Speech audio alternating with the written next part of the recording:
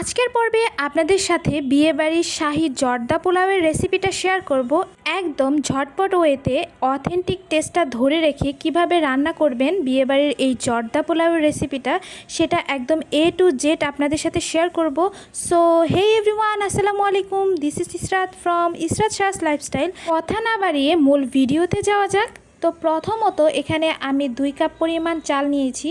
আপনারা পোলাও চাল বা বাসমতি চাল যে কোনোটা ব্যবহার করতে পারেন, কোনো সমস্যা নেই। আমার কাছে পোলাও চালটা ছিল, আমি পোলাও চাল দিয়েই করে নিয়েছি। তো এখানে 2 কাপ পরিমাণ পোলাও চাল নেওয়ার পর এটা খুব সুন্দরভাবে আমি পানি দিয়ে ওয়াশ করে নিব।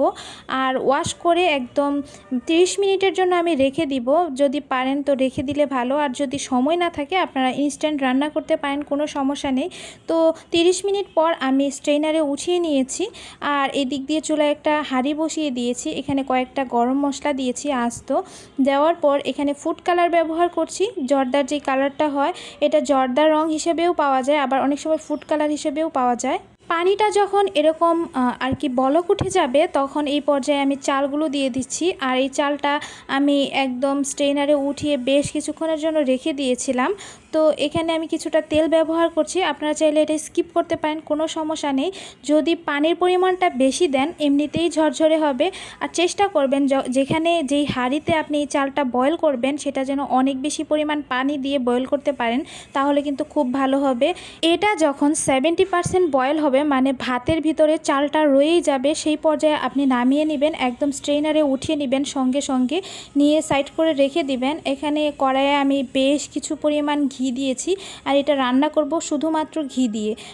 ঘি দিয়ে রান্না করলে কিন্তু যে শাহী ব্যাপারটা সেটা কিন্তু পাওয়া যায়। অবশ্যই এখানে ঘি ব্যবহার করবেন। তো বেশ অনেক পরিমাণ ঘি দেওয়ার পর এখানে কাজু বাদাম, কাঠবাদাম আর কিশমিশ দিয়ে দিয়েছি। দিয়ে বেশ কিছুক্ষণ একটু ভেজে নিয়েছি, খুব বেশি ভাজতে যাবেন না। আর এখানে 2 কাপ পরিমাণ আমি চাল নিয়েছিলাম, তাই আমি 2 কাপ পরিমাণ চিনি নিয়েছি। নেওয়ার পর 1 কাপের একটু বেশি পরিমাণে আমি পানি ব্যবহার করেছি। এখন বেশ কিছুক্ষণ এটা আমি একটু জাল করে নিব। খুব বেশি কিন্তু জাল করতে যাবেন না, জাস্ট চিনিটা মেল্ট হয়ে গেলে এখানে সেই জর্দা যেটা ভাতটা বয়েল করে রেখেছিলাম সেটা এখানে দিয়ে দিচ্ছি এই পর্যায়ে। আর চিনির পরিমাণটা আপনারা চাইলে একটু বাড়িয়ে দিতে পারেন, কোনো সমস্যা নেই। আমি যেটা দিয়েছি একদম স্ট্যান্ডার্ড মাপ। এটা আমার কাছে মনে হয়েছে যে খুব বেশি মিষ্টি বা খুব বেশি কম মিষ্টি এরকম না, একদম মোটামুটি পর্যায়ের মিষ্টি হয়েছে। আর খেতে আমার কাছে খুবই ভালো লেগেছে। আপনারা এই পরিমাপে সমান সমান পরিমাপে দিলে কিন্তু রেজাল্টটা খুব বেশি ভালো পাবেন। আর যারা অনেক বেশি মিষ্টি লাভার আছেন তারা কিন্তু বাড়িয়ে দিবেন। তারপর এখানে বেশ কিছুক্ষণ হালকা জালে বয়েল করে নিতে হবে, যেহেতু এটা চালই রয়ে গিয়েছিল। এখন এই চিনির সঙ্গে নিচে আমি একটা তাওয়া দিয়ে দিলাম, তাহলে কিন্তু খুব সুন্দর ঝরঝরে হবে।